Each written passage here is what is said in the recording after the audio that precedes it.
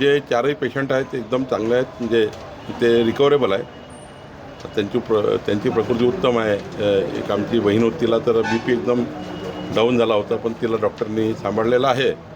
इथली आता सर्व पेशंट हे अंडर कंट्रोल आहे, म्हणजे सुरक्षित आहे. ससूनला जे गेले आहेत ते त्याचं चेक करावं लागेल तिथे काय परिस्थिती आहे. पालखी सोहळा 2 जिल्ह्यातून अजून पार होणार आहे, त्यांना काही सूचना वगैरे दिल्यात का? प्रशासनाला पूर्ण सूचना आधी होत्या कशी वारीमध्ये मॉनिटर करायचं. आमच्या प्रशासनाच्या जेवढ्या विंग्स आहे, पोलीस, महसूल आणि सारेच डिपार्टमेंट आहे, ते सर्व या व्यवस्थेमध्ये असतात. पण अशी घटना जी न कळत त्या ठिकाणी होऊन गेलेली आहे आणि त्यामुळं या घटनेचं आम्ही गांभीर्य घेतलं आहे. पुढं अशा कुठे घटना घडू नये याची काळजी शासनाने घेतली आहे. चालकाने काहीतरी औषधं घेतलं होतं, त्याच्यामुळं तो गुंगीसारखं त्याला जाणवलं. पोलिसांकडनं माहिती घेतली, 65 वर्ष वय आहे चालकाचं, आणि त्यांनी काहीतरी सर्दी खोकल्याच्या गोळ्या घेतल्या.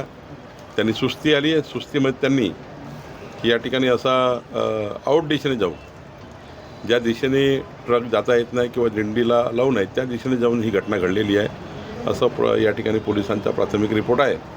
चौकशी होईल.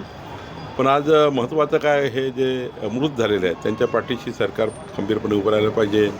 जखमींना पूर्ण व्यवस्था उभ्या केल्या पाहिजे, ते आम्ही करतो आहे. तिसरी महत्त्वाची बाब आहे की पूर्ण यानंतर ही अशी घटना होण्याची काळजी घेतली पाहिजे. ती काळजी आम्ही घेतो आहे. जे मृत्युमुखी पडले त्यांच्या कुटुंबियांना काय नाही, शासनाचे जे नियम आहे, जे काही 4 लाख रुपये सरकार ते प्रत्येक मृताला मिळतात, त्याच्यापेक्षा अजून काही जास्त मदत करता ती करू. पण निश्चितपणे आज शासनाची पूर्ण त्याच्या मृत परिवाराच्या पाठीशी सरकार राहील.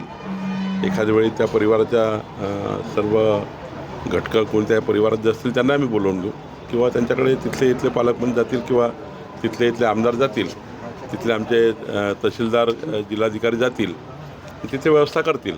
सांगलीचे जिल्हाधिकारी प्रांत आणि तिथले जे काही आमचं टीम आहे ती जाईल. आमचे तिथले आमदार खासदार जातील किंवा मंत्री जातील, लोकप्रतिनिधी जातील. तर सोबत प्रशासनही जाईल आणि प्रशासन योग्य ती मदत करेल. माझं मुख्यमंत्री महोदयाशी चर्चा झाली आहे.